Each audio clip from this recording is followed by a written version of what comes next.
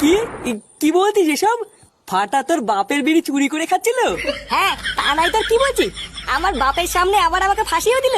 ভোদার বাল, অমন ছেলে যদি আমার হতো না, গাড়ে প্যাচ দিয়ে গাছের ঢালে উল্টো করে ঝুলিয়ে রাখতাম। এক কাজ কর, তোর ছেলেকে বুঝিয়ে বাজিয়ে একবার ক্লাবে নিয়ে আয়। মালটাকে কোনায় ফেলে গাড়ে এমন পাড়া মেরে ধরবো না, ওর চোদ নামে বেরিয়ে যাবে।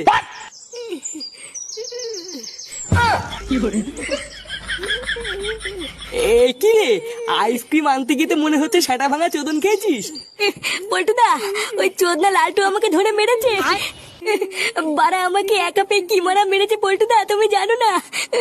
কি, লালটু তোকে মেরেছে? বোকাচোদা, লালটু আমাদের ক্লাবের সদস্যর গায়ে হাত দিয়েছে? বাড়ার দোকানে ঢুকে যদি খলখল করে পুঙ্গানো মারতে পারি, আমার নামে পল্টু না। এ বাড়া, এত খোঁজ যাচ্ছিস কেন? আগে কি হয়েছে পুরোটা শোন। হ্যাঁ, কি হয়েছে বাড়া, খুলে বলতো। আর বলো না পল্টুদা, ওই ফুটুর ঢামনা চোদা ছেলের জন্য লালটু আমাকে ধরে মেরেছে। কি হয়েছে আমার ছেলের জন্য মানে? হ্যাঁ, তোর ওটা ছেলে না রে, ওটা একটা পাকা শান্তির ছেলে। জানো পল্টুদা, চোদ্দাটা লালটুর দোকান থেকে বাকিতে আইসক্রিম খেয়ে লালটুকে মারার চোদ বলে পালিয়েছে। আর আমি যেই বলেছি আমি ওকে চিনি, লালটু আমাকে ফালতু ফালতু কেলিয়ে দিল। সেগো মারানিটা তাহলে এতবার মেরেছে? বাড়া আমার মান সম্মান সব পুঙ্গা মেরে দিল। আজকে ওর সেটা আমি ভাঙবই। দেখ ফুটো, তুই তোর ছেলের কি করবি কি না করবি আমি জানি না, তবে লেওড়া তোর ছেলের আজকে আমি সেটা ভাঙবো, এটা শিওর।